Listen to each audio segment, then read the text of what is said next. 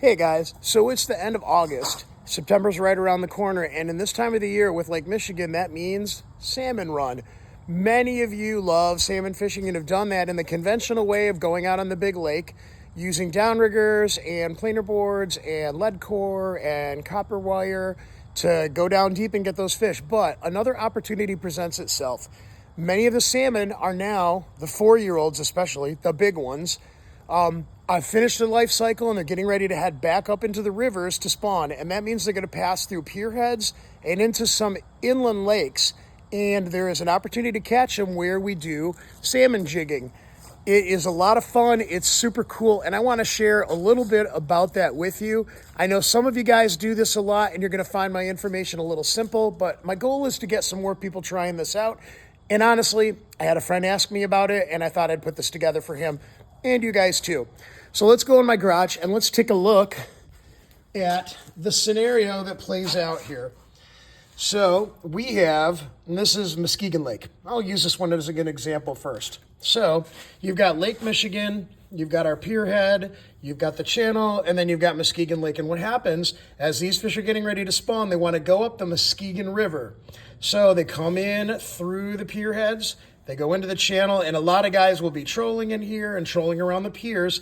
But these fish will come in, and as they get into Muskegon Lake, that water is different. It's inland lake water. It's warmer. It's a little stained, and there is a period the fish have to acclimate. And so this little area outside, right where the river, where Muskegon Lake ends and the channel comes in, they're going to stage up here.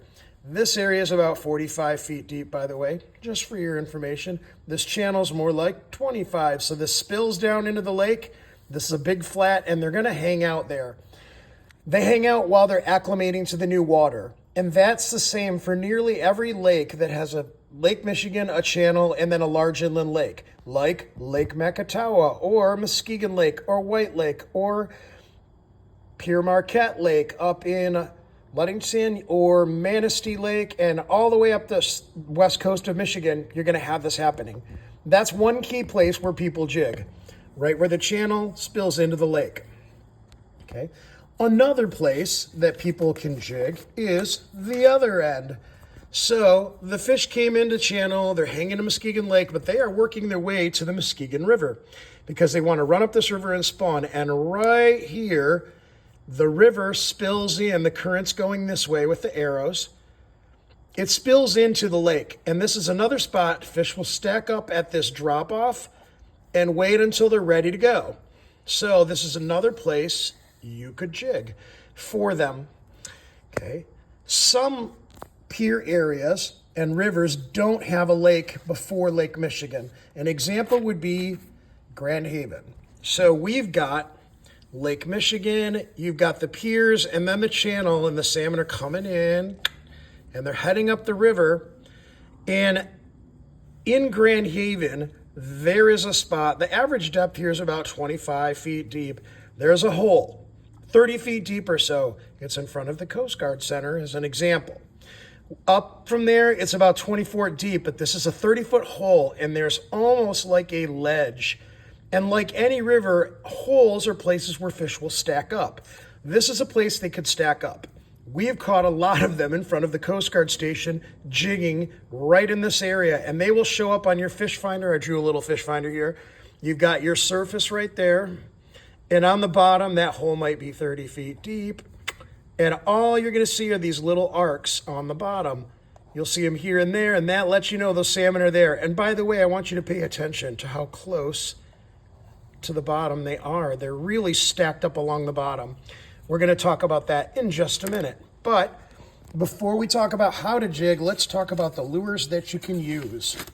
So, most salmon jigging involves spoons. So we've got 3/4 to 1 ounce or more.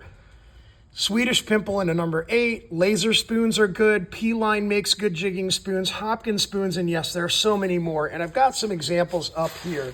So there's my Swedish pimples. I'm going to put my hand next to it so you can see it's nearly as long as my index finger. That's a pretty big spoon. That's the number 8.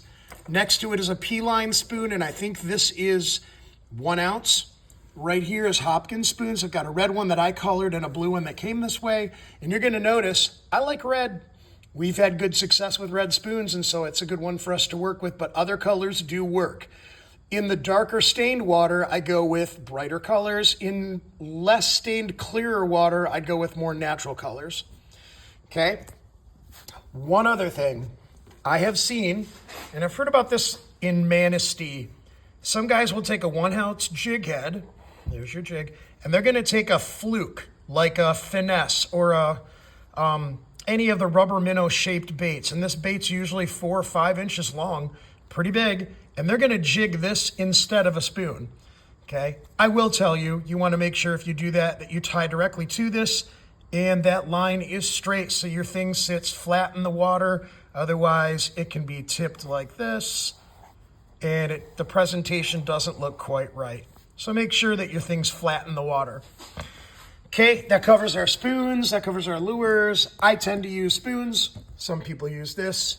I recommend these. And like I said, I kind of like the color red.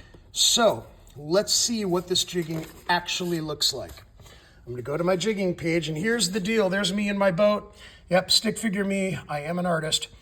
And it doesn't really matter the depth here. In Muskegon Lake, this could be 45 or 50 feet. In the Grand River, this is like 30 feet. In the channel right in front of Muskegon River, this is more like 24 feet. The depth doesn't matter, but this matters.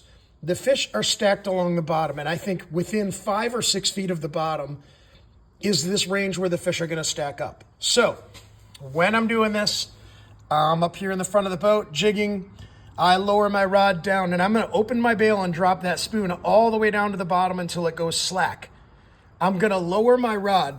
This is my low position, this is my high position. I'll talk more about that. In my low position, then, I'm gonna reel the spoon up 1 foot. That gets me just off the bottom when I lower my spoon on my jig. Okay, some guys do let it thump the bottom, and apparently hitting the bottom sometimes can trigger bait. I would consider that maybe in more stained or dirty water, but that's up to you. Once we've got our low spot set in my jigging, okay, I'm gonna raise the spoon up about 3 or 4 feet. Okay, I'm gonna sweep my rod up, and then I'm gonna lower my rod at about the same speed the jig drops. This is important. Lower the rod as fast as my spoon falls, and avoid slack line drop. Here's what happens. I'm gonna take one of my spoons. Okay, I'm gonna jig it up, and as it falls, it flutters down. And if my line is really slack, that hook can hook the slack line, and then I'm tangled and I gotta reel it all the way back up. I want to let it flutter down, and as it's fluttering, I'm lowering the rod just a hair faster, keeping it barely slack but not tight so it can flutter freely down to its bottom position. So let's talk about those rod positions. This is my resting spot. This keeps me, I should be 1 foot off the bottom or at the bottom if you're thumping the bottom. I'm gonna sweep it up 3 to 4 feet, and then I'm gonna lower it back down. And on the spoon end, when I sweep it up, that spoon's gonna fly up. And then when I ease my rod down, it's gonna flutter, flutter, flutter, flutter, flutter down to my resting spot. Then I'm gonna sweep it up, then flutter, flutter, flutter, flutter, flutter all the way down to my resting spot. And I'm just gonna keep doing that. And eventually this fish is gonna turn angry or get triggered, and that's when you'll get your bite. The bite typically happens right after I raised that spoon up, or while it's dropping and fluttering. And then you'll go to raise it again and the rod will nearly get yanked out of your hand. No joke, okay? I know this seems pretty easy. I park over the fish, I find the bottom, I jig up and down about 3 or 4 feet. Don't put too much slack. I got my spoons, should be good to go. And the fact is, this is actually very easy to do. Now let's talk real quick about fishing rods. I use a spinning rod with braided line. I recommend a medium, heavy, or heavy fishing pole. I like braid because it gives me good feel and contact. There's no stretch in it. 40-pound braid is what my rod is spooled with. If the water is very clear, I might use like a 20 or 30-pound fluorocarbon leader. You're gonna need a swivel in there somewhere. So I use a snap swivel to attach the spoon. Then my line won't twist when I'm jigging. Some guys use a little lighter line.